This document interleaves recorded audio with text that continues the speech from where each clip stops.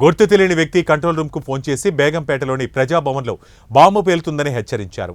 పోలీసులు వెంటనే అప్రమత్తమై బాంబు స్క్వాడ్ సిబ్బందితో ప్రజాభవన్లో తనిఖీలు చేపట్టారు. ఈ విషయం తెలుసుకున్న పంచాయతీరాజ్, గ్రామీణాభివృద్ధి మరియు మహిళా శిశు సంక్షేమ శాఖ మంత్రి doctor Dhanasari Anasuya Seethakka, deputy CM బట్టి విక్రమార్క అధికారిక నివాసానికి వెళ్లి అధికారులతో కలిసి పర్యవేక్షించారు. డిప్యూటీ సీఎం కుటుంబ సభ్యులను వివరాలు అడిగి తెలుసుకున్నారు. ప్రజాభవన్ వద్ద భారీ బందోబస్తు ఏర్పాటు చేయాలని, సందర్శకులను క్షుణ్ణంగా పరిశీలించాలని సిబ్బందికి ఆదేశాలు జారీ చేశారు.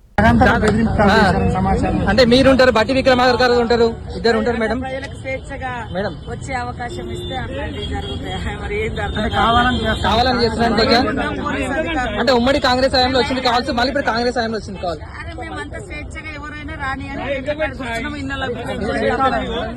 అదేంటనే తెలియదు. ఇప్పుడైతే ఎవరు వచ్చినా ఇక్కడ నుంచి లోపలికి రావడానికి ఫుల్ ఎంట్రన్స్, అంటే స్వేచ్ఛగా వస్తున్నారు. అందరినీ రాణిస్తున్నాం, కష్టాలు ఉంటాయని.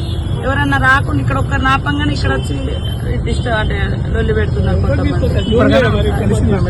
ఏం తెలియదు, చెకింగ్ చేస్తున్నారు బయట అక్కడ పై భవన్.